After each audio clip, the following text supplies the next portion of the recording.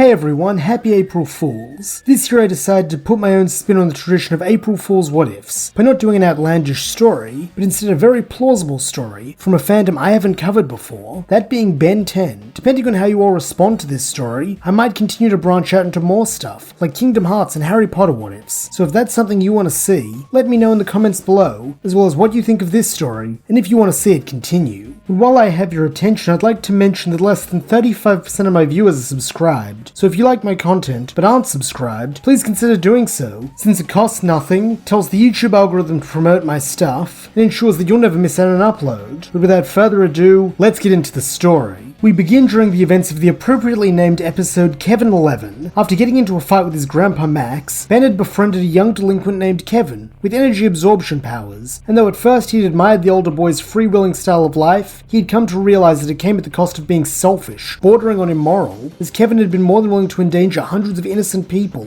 by sending a train carrying a vast amount of money to collide with a passenger train so that he could rob the former. This had caused a schism between the pair, with Kevin using his powers to absorb some of the Omnitrix's energy, and in so doing, gain access to Heat Blast powers. Following this, Kevin had gone on a rampage, and feeling responsible, Ben along with Gwen and Grandpa Max had confronted the youth, before he could kill a group of thugs who had previously tormented him. This quickly devolved into a duel between Ben and Kevin, though the imposter quickly realized he could not compare to the original, being summarily beaten and forced to surrender. However, instead of seeking vengeance as Kevin had, Ben offered his vanquished foe a chance, an opportunity to use his energy absorption powers for good and be a part of a team who looked after each other, to be partners like Kevin had originally proposed. And it is here that we find the divergence point in the timeline, as when faced between lunging for the Omnitrix in the hope of getting another power-up, or taking Ben's hand in friendship, Kevin chooses the latter, being lifted to his feet and patted on the back by Ben, who says it's good to have him. Max also extends a friendly greeting, while Gwen surveys the new hanger-on with wariness, having deemed him trouble back at the arcade. Nonetheless, she raises no complaint as he is led back to the rust bucket with a team of 4 getting back on the road. Taking the passenger's seat, Kevin begins introducing himself, giving Max something of a shock when he reveals that his name is Kevin Levin. Doing his best to mask this, the old man asks if his father might be Devin Levin from Bellwood, and when Kevin replies that it is, asking if Max knows him, Max responds that they used to work for the same plumbing company back in the day. While Kevin along with Ben and Gwen think this is neat, none of them make anything more of this for the time being, not knowing the true nature of the plumbers at this point in time. The next few days after this are spent driving, with Grandpa Max seemingly very excited for what they will find at their destination. During this time, Kevin mostly hangs out with Ben, being perceptive enough to tell that Gwen doesn't trust him, though it's not like he cares or anything. As a result, the two boys mostly geek out over sumo slammers, though in their rambunctious way, they can't resist pulling the occasional prank, either on each other or collaboratively on someone else. This comes to a head when they finally arrive at Max's surprise, the remarkably dull Sparksville, and upon seeing that the town's main attraction is the world's largest rubber band ball, Ben and Kevin decide to have a little fun, egging each other on to mess with the ball. Ultimately, it is Ben who does so, going forearms and playing around with the ball, much to Kevin and Gwen's amusement. That is until he loses hold of it, at which point it proceeds to bounce through the town, causing havoc. Thankfully, no one sees that the kids are involved in this, and while Gwen is quite upset by the notion of having caused property damage, Kevin urges her not to be so uptight, while Ben backs his buddy up, suggesting they just play dumb and go about their business, laying a casual hand on the ball as he does. This unwittingly causes Omnitrix energy to pass through the rubberized coating of the rubber bands, waking the creature that lives inside, so that the next morning when Ben, Gwen, and Kevin are called to join Grandpa Max outside their hotel room, they bear witness to a scene of devastation akin to the aftermath of a natural disaster. Though, as the mayor of Sparksville is all too happy to point out, this is no tornado or other natural phenomenon, instead being the work of a mischievous electrical being known as Megawatt, who Ben inadvertently admits to unleashing. As a result, he and the rest of the team are placed in charge of capturing the Sparky demon, which in turn puts them in prime position to be pranked, as Megawatt has a wicked sense of humor. However, instead of seeing the irony in this, both Ben and Kevin decide to charge headlong at the creature, with Ben transforming into Upgrade, albeit unintentionally, and Kevin simply trying to grab hold of it, since he figures if he can use his powers, he might be able to drain Megawatt's energy.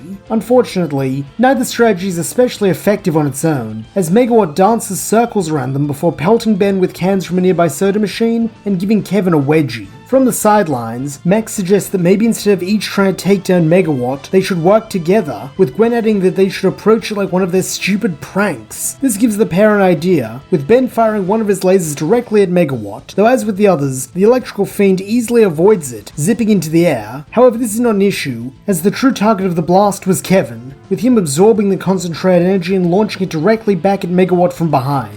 This takes the creature by surprise, stunning it long enough for Ben to wrap his amorphous body around it like the rubber band ball, and when he has it contained, Kevin approaches, sticking his hand inside and draining Megawatt of its power until it finally passes out, allowing the mare to reseal it. The boys then high-five, their natural synergy having allowed them to minimize the damage, and as Max and Gwen along with several of the townspeople come over to add their praise, Kevin can't help but think that he much prefers being considered a hero rather than a freak for his abilities. The next opportunity for heroism comes a few days later, when during a stop for gas, a nearby armored truck is attacked by a trio of thieves looking to steal the money inside. But this is not bad enough. The leader of the crooks spots Max and the kids and so opens fire on them with an energy rifle, not wanting there to be any witnesses to the crime. Frantically, Max pushes the kids to safety, but this leaves the old man pinned down, forcing Ben, Gwen and Kevin to come to his rescue. Thinking fast, they agree that Kevin will deal with the thieves, since he can't be hurt by their weapons, while Ben will escort Max, Gwen and any other civilians to safety. Putting their hands in the middle as a sign of solidarity, the kids break, with Ben turning into accelerate, while Kevin steps out from behind the rust bucket to draw the bad guy's attention. As expected, the leader opens fire on the boy the moment she sees him, but unfazed, Kevin simply absorbs this energy before firing a small portion back at her. Being a regular human, even this is enough to knock her back into a wall, and when her cohorts see this, they flee in terror, or rather, they try to, as without a hint of mercy, Kevin fires off a second set of energy blasts which knock them both out, before returning his attention to the downed leader. Cracking his knuckles, Kevin adopts a cruel grin, as he tells her that he's going to make her regret attacking him and his pals. He then channels crackling energy into his hands, but before he can enact whatever sinister plan he has in mind, Ben as accelerates speeds over to his side, telling him not to do this. Angrily, Kevin asks why shouldn't he, but in the same measured tone, Ben replies that heroes don't attack beaten enemies, and besides, the cops are already on their way, so they've got to go. Growling, Kevin punches the wall above the criminal's head, allowing his power to discharge with an intimidating boom, but all the same, he complies, hopping onto Accelerate's back and zipping away to rejoin Max and Gwen for the next leg of their journey, glad that no one was hurt. However, this is not to say that everything is fine, as Ben can't stop thinking about how quickly Kevin snapped during that fight, and so decides to keep an eye on him moving forward. By doing this, he quickly notices a troubling pattern in Kevin's behavior. While normally he is a good guy and a fun friend to have around, when he absorbs energy, his mean streak starts to come out, with his fighting style becoming sadistic, bordering on unhinged. This first becomes clear when a pair of weird alien drones attack the rust bucket that very afternoon, with Kevin absorbing their lasers, then reveling in the destruction as he launches the blast right back at them. Unfortunately, this is not the only incident, as during a stop off at a magic museum they are attacked by a skull-faced warlock named Hex, whose spells are nothing but a different energy-based weapon to Kevin, meaning that when Hex starts blasting, Kevin takes the hits then starts firing back, all the while making snide comments about the wizard.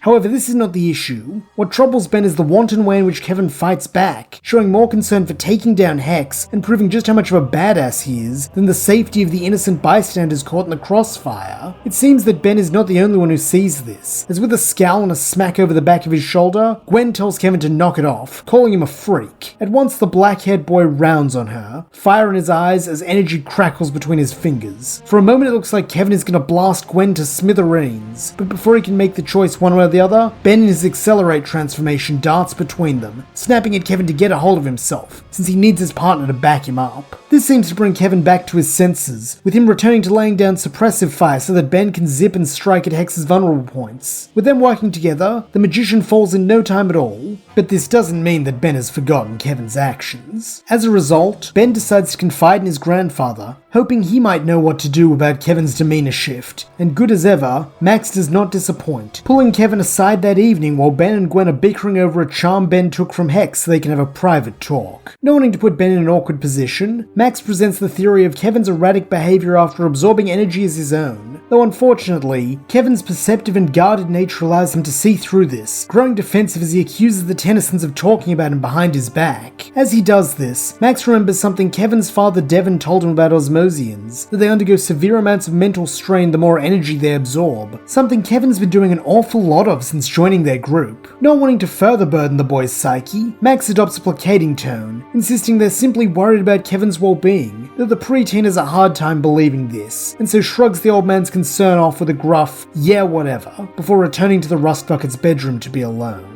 This sulking continues for the remainder of the group's time in New Orleans, meaning that with Kevin mostly on the periphery, the events of Lucky Girl play out much like in canon, with the sole exception being that Kevin does help out in the final fight with Hex, and in doing so, manages to expel the last of the wizard's absorbed mana from his system. As a result, he does start to lighten up a bit more over the following days, going with Ben and Gwen to the nearby water park, and even helping Ben sneak onto a water slide he's deemed too short to ride, by causing a diversion to distract the supervisor, while his friend pushes through the queue and dives headlong into the watery tunnel. However, even with things seemingly being back to normal, there remains a slight distance between Kevin and the Tennysons, as he is still upset by what he perceives as their lack of trust in him, and more than that, their disingenuousness. When it comes time to fight and they need his power, then he's their friend, but afterwards they talk behind his back and call him a freak. It's not fair. He's followed their rules and tried to be a hero like them, but maybe that's just not who he is. Maybe he's better off doing things his own way like he always has. This discontentment reaches its boiling point while on a shopping trip to get ingredients for a cold remedy for Ben. Here the team come across a city councilwoman giving a speech about her new gentrification program, an idea Kevin is none too happy about. However, before he can voice his own disdain, someone does it for him, that being Clancy, the former tenant of one of the buildings the program is set to demolish, along with his army of cockroaches. In his maniacal manner, Clancy abducts the councilwoman, and though Ben transforms into Wild Mutt to save her, his cold has clogged up the Vulpomancer's nose, leaving him truly blind for the first time. Springing into action, Gwen assists her cousin, acting as his eyes, but even together they are no match, with Clancy and his victim getting away. As this happens, Kevin makes no attempt to intervene, a fact the Tennysons are vividly aware of, with Ben angrily asking why his friend didn't help when he returns to his human form. Snarkily, Kevin responds this because he thinks the bug dude's right. He's seen plenty of politicians like her before, who are happy to tear down anything that ain't spotless and perfect, with no concern for the people they hurt.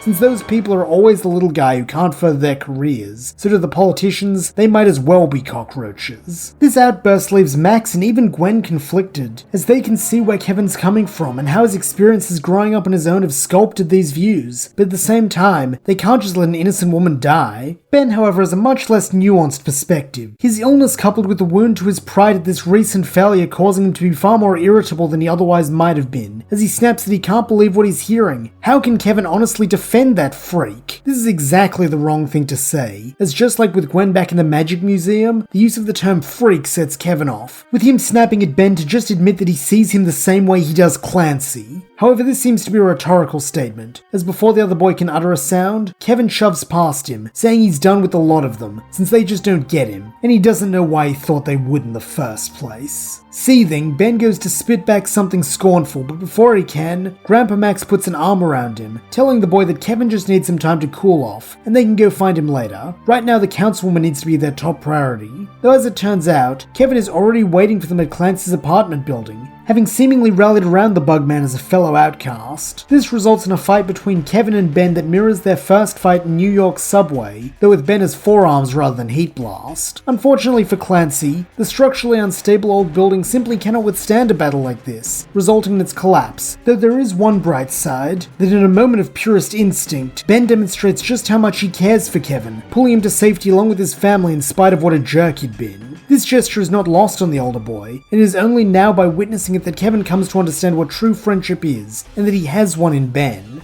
This realization also helps alleviate some of the mental stress he's been carrying, and so with newfound clarity, he attempts to apologize for his recent actions. However, there is no time for such things, as in the wake of his home being destroyed and his bugs being killed, Clancy goes on a rampage, vowing to exterminate the city by overloading their nuclear reactor. Frantically, Team Tennyson, now with Kevin back in the fold, rush to the reactor core, though it seems they are too late, as it is already on course to meltdown.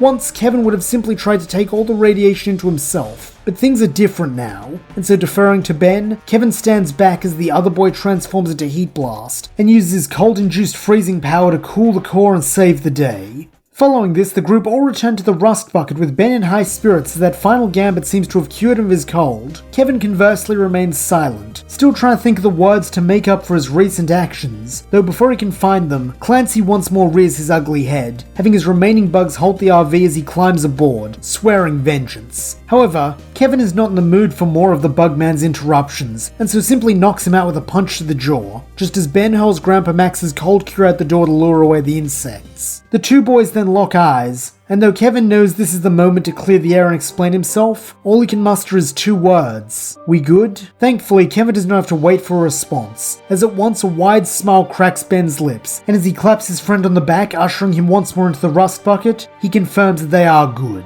It is therefore a much happier team who depart from the city, their bonds of unity stronger than ever, and it is fortunate that this is the case, as high above them in orbit, a regenerator tank hisses open, allowing its inhabitant to stride onto the deck of his ship. In a raspy voice that will brook no argument, he gives a single order to bring the ship in for landing, so that he may at last claim his Omnitrix from the foolish earthling who has been using it for trifling heroics. Vilgax is on his way. And that's where we'll leave things for now. Thank you so much for listening. I hope you enjoyed it, and if you did, please don't forget to like, subscribe, and leave your thoughts, suggestions, or screams of rage in the comments below.